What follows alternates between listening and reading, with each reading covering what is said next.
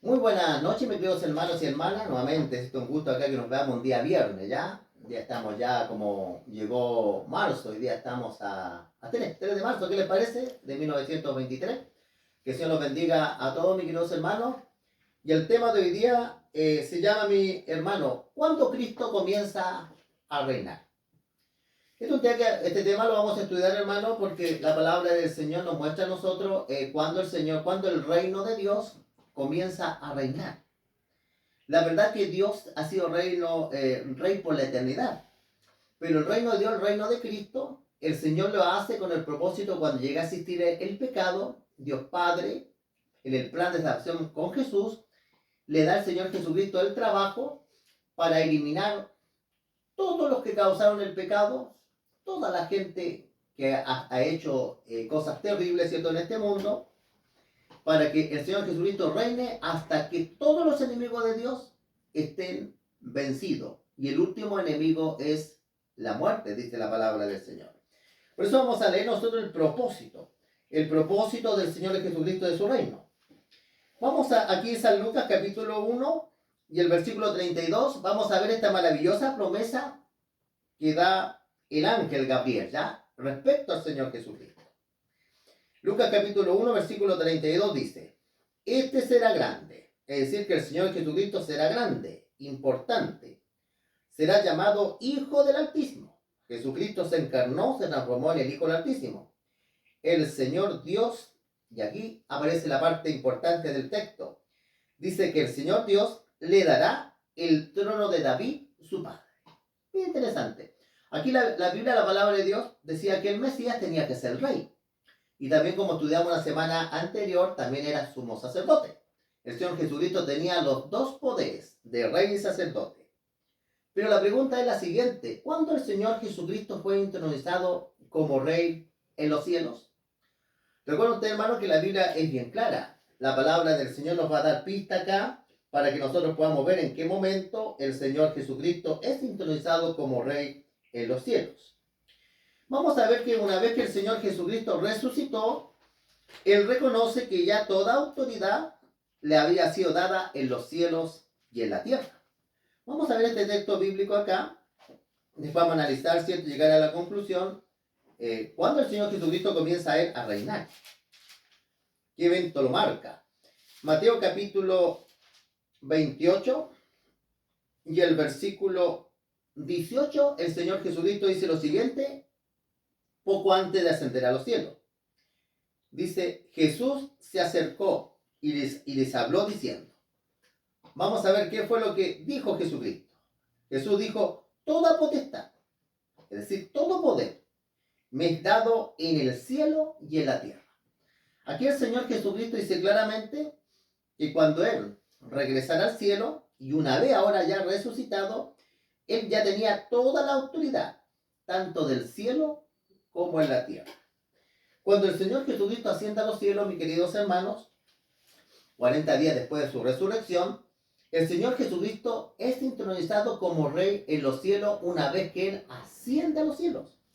Cuando el Señor Jesucristo llega a los cielos, mire lo que maravilloso lo que aparece acá en el Salmo 110 y el versículo 1, Dios lo invita que se siente en el trono de Dios al lado derecho, a la diestra de Dios. Y esto fue una vez que el Señor Jesucristo ascendió a los cielos. El Salmo 110 y el versículo 1 dice, Jehová dijo a mi Señor.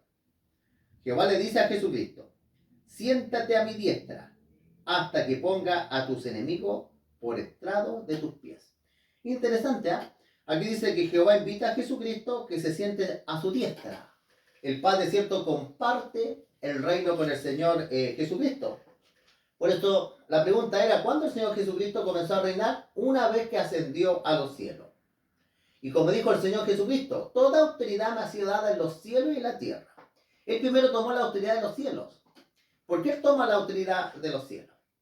Hay que recordar, mis queridos hermanos, que como dice en el libro de Job, el diablo estaba acá en la tierra y el diablo ascendía a los cielos. El diablo iba y venía. Y dice la palabra de Dios, como vamos a leer, dice que el diablo iba a acusar a los hijos de Dios. Por eso el libro de Apocalipsis dice que Satanás es el acusador de nuestros hermanos. Nos acusa de día y de noche. Iba ya, ¿cierto?, allá al chisme, a decir cosas verdaderas, darle un mal motivo a los cristianos, que los cristianos adoraban a Dios por interés, porque eran bendecidos, quítenle las cosas materiales. Ahora, lo primero que hace el Señor Jesucristo cuando Él asciende a los cielos, vamos a ir a Apocalipsis, hay una gran batalla con este Satanás, y el diablo es arrojado definitivamente en la tierra. No hay duda que hay una batalla que acontece en el comienzo, cuando el diablo se revela y hay guerra en los cielos. Pero si nosotros vemos los detalles de Apocalipsis, vamos a notar que ya la tierra, la iglesia estaba acá en la tierra cuando el diablo es ya arrojado. Vamos a leer lo que les parece. Algo bien importante que voy a leer también acá, mis queridos hermanos, es el versículo 5. Estamos en el mismo capítulo. Vamos a darnos cuenta, porque la pregunta era ¿cuándo Cristo comienza a reinar una vez que ascienda a los cielos? Aquí en Apocalipsis 12 y el versículo 5 dice, ella, habla de una mujer que es la iglesia, ¿ya? Dio a luz, dice, un hijo varón, que regirá, dice, con vara de hierro a todas las naciones. Y esta es la parte interesante. Su hijo fue arrebatado para Dios y para su trono. Una vez que el Señor Jesucristo cumple todo su ministerio acá en la tierra, predica, hace su sacrificio y asciende a los cielos, dice acá el texto bíblico, fue arrebatado para Dios y para su trono. Y es arrebatado para el trono porque el Señor Jesucristo, cuando asciende a los cielos, el Padre le da un nombre que está por encima de todo nombre, le da toda la autoridad del cielo para que... Y esto es lo que sucede. Versículo 7 dice lo siguiente en la Escritura. Versículo 7. Después dice, hubo una gran batalla en el cielo. Miguel, que es Jesucristo, porque el nombre Miguel significa quien es semejante a Dios, y sus ángeles lucharon contra el dragón. Y luchaba el dragón y sus ángeles. Versículo 8 dice, pero no prevalecieron, dice, ni se halló lugar para ellos en el cielo. Una vez que Cristo asciende a los cielos, se efectúa esta batalla y ahora se le cierra definitivamente la puerta del cielo al diablo. Fue lanzado y se fuera el gran dragón, la serpiente antigua, que se llama Diablo y Satanás, el cual engaña al mundo entero, fue arrojado a la tierra y su sangre fue arrojado con él. Una vez que el diablo, ¿cierto?, es arrojado definitivamente, cuando el Señor Jesucristo asciende a los cielos, vamos a notar la expresión que se clama ahora en los cielos. Miren lo que dice el versículo 10. Entonces, es decir, una vez que el diablo es arrojado definitivamente a la tierra, se le cierra el cielo, dice, oí una gran voz en el cielo que decía, ahora ha venido la salvación. La salvación había venido, porque una vez que ya Cristo asciende a los cielos, Cristo había muerto como un cordero sin pecado y está intercediendo. Había venido ya el plan de la salvación, el poder. Y esto es interesante, el reino de nuestro Dios. Y miren lo que dice a continuación, y la autoridad de su Cristo. Y la autoridad de su Cristo. Recuerden que el Señor Jesucristo dijo que el Padre ahora, para resolver el problema del pecado, le había dado toda la autoridad, todo el poder del cielo y la tierra. Porque ha sido lanzado fuera el acusador de nuestros hermanos. Aquí viene interesante, ¿eh? La Biblia dice que cuando el diablo es arrojado, ya existía la iglesia. Porque dice que es el acusador de nuestros hermanos, que nos acusaba día y noche. En cambio, si esta guerra comenzó únicamente en el comienzo, no habían hermanos, porque solo estaba Adán y Eva. Pero ya existía una iglesia. Si usted ve los detalles acá, dice que el diablo iba a los cielos a acusar a nuestros hermanos, los cuales dice delante de nuestro Dios día y noche. Dice, ellos lo han vencido por medio de la sangre del cordero y de la palabra del testimonio de ellos. Menospreciaron su vida hasta la muerte. Y miren lo que sucede, dice. Por lo cual dice, alegraos cielo y los que moráis en ellos. De que una vez que Cristo Jesús ascendió a los cielos están alegres, porque la influencia del diablo y sus demonios ya no están allá, ya no pueden entrar. Pero el texto dice, ay de los moradores de la tierra y del mar, porque el diablo ha descendido a vosotros con gran ira, sabiendo que tiene poco tiempo. El diablo sabe que le queda poco tiempo. Este acontecimiento, mis queridos hermanos, han pasado como 2000 años, que el Señor Jesucristo tomó todo el control de los cielos. Ya no hay influencia demoníaca en los cielos, ya no está su presencia, pero está acá en la tierra. Por eso se está haciendo la voluntad de Dios en los cielos. Y muy pronto, ¿cierto?, se va a hacer la voluntad de Dios acá en la tierra. Porque el reino de Dios, como todos sabemos, mis queridos hermanos, va a tomar el control del mundo. Vamos a ver acá la carta de los Corintios. Corintios 15, estamos viendo, ¿cierto?, el propósito del reino de Cristo. Aquí en 1 Corintios capítulo 15, Y el versículo 24 aparece del propósito de este reino para eliminar todas las consecuencias del pecado y quienes causaron el pecado. Versículo 24 de 1 Corintios 15 dice, luego el fin, cuando haya, dice, entregue el reino al Dios y Padre. El Señor Jesucristo tiene que después de un tiempo entregar el reino a Dios y Padre. Cuando haya, dice, suprimido todo dominio, toda autoridad y potencia. El Señor Jesucristo, como rey, mis queridos hermanos, tiene que suprimir, tiene que dominar todo dominio, toda autoridad y toda potencia de Satanás. Porque es preciso, dice, que Él reine hasta que haya puesto a todos sus enemigos debajo de sus pies. Cristo tiene que reinar hasta que todos sus enemigos queden a sus pies. Y el último enemigo, dice, que será destruido es la muerte.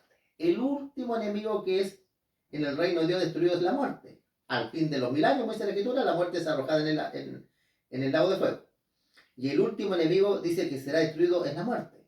Porque todas las cosas las sujetó debajo de sus pies. El Padre sujetó todas las cosas bajo los pies de Jesucristo. Y cuando dice que todas las cosas han sido sujetadas a Él, es decir, que el Padre sujeta todas las cosas a Cristo, claramente se exceptúa, es decir, que se pone como excepción de aquel a quien le sujetó a Él todas las cosas. Es decir, que el Padre no se sujeta a Jesucristo, pero sí el Padre le da el privilegio que se sujeten todo lo del cielo y la tierra.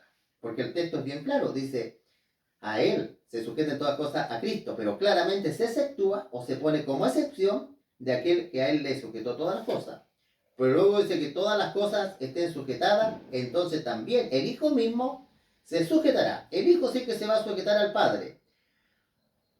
Dice, el Hijo mismo se sujetará al que le sujetó a Él todas las cosas, para que Dios sea todos en todos. Y ahí va a ser cierto el fin del reino del Señor Jesucristo, pero Jesucristo siempre va a tener una parte dominante en los cielos, su rol, porque Él forma parte de la divinidad, pero Dios tiene un orden. Dios tiene un orden, como hemos estudiado nosotros acá, lo que hemos leído, el Hijo se someterá al Padre. Jesucristo tiene el trabajo de restaurar la humanidad, mis queridos hermanos. ¿Cuándo Cristo comenzó a reinar? Cristo comenzó a reinar cuando ascendió a los cielos. Hermanitos, que el Señor los bendiga, ¿cierto? Y mis deseos y oraciones, mis queridos hermanos. Y también hay otro tema que está relacionado. Este tema se llamaba Cuando Cristo comenzó a reinar. Y hay una parte B que tiene comienzo y final que se llama la humanidad restaurada. Dios va a restaurar la humanidad.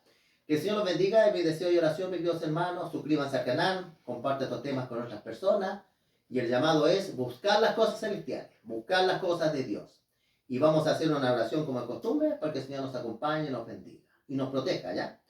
Padre Santo que estás en lo alto de los cielos, Señor, queremos orar también. Tenemos un enemigo, un león rugiente que anda buscando a quien devorar, Señor, un adversario. Te pedimos, Señor, que tú cuide a nuestros hermanos, grandemente a su familia, la gente que sale a trabajar, Señor, que todos los días muchas veces vuelven sin vida, que tú los cuides, Señor, accidente, tantas cosas que suceden, Señor, que tú puedas darnos la bendición de la vida, Señor, a nuestros parientes, a los que tienen hijos, Señor, a los que tienen padres.